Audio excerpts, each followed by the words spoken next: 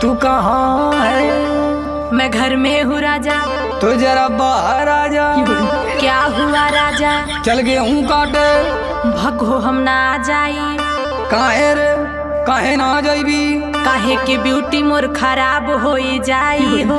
कटी ना गेहूं तलिया के खियाई हो। जेली आयल हवे उहेला के खियाई हो।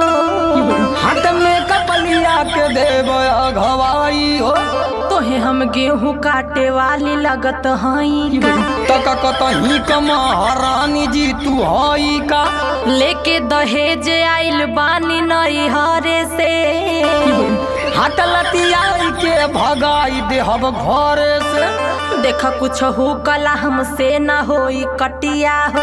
टका दिन भर बैठ के तोड़बू घर में खटिया हो। देखा हमसे ना जबरी कटिया